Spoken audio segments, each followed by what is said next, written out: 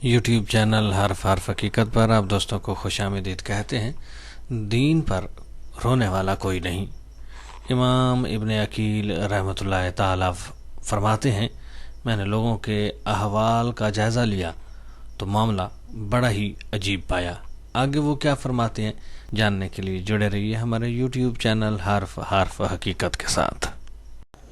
बिस्मिल्लाहिर्रहमानिर्रहीम वसलातु वस्सलामु अला रसूलिल करीम। अस्सलामु अलैकुम। मैं उम्मीद करता हूँ कि आप सब दोस्त खैरियत से होंगे और ज़िंदगी की हकीकी खुशियों से लुत्फ़ अंदोज़ हो रहे होंगे।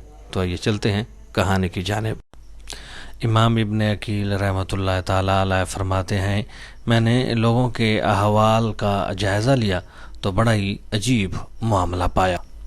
वो घरों के उजड़ने पर रोते हैं, प्यारों की मौत पर आहें भरते हैं, मुआशी तंगदस्ती पर हसरतें करते हैं और ज़माने को बुरा भला कहते हैं।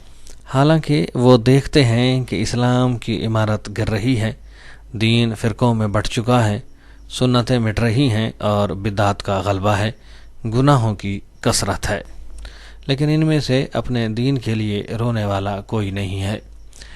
अपनी उम्र बर्बाद करने पर किसी को अफसोस नहीं, अपने वक्त को ज़ाय करने पर किसी को गम नहीं है। और मैं इस सब का एक ही सबब देखता हूँ कि दीन उनकी नज़रों में हल्का हो गया है और दुनिया उनकी फ़िक्रों का महवर बन चुकी है। किताब अल-अदाब व-शरिया।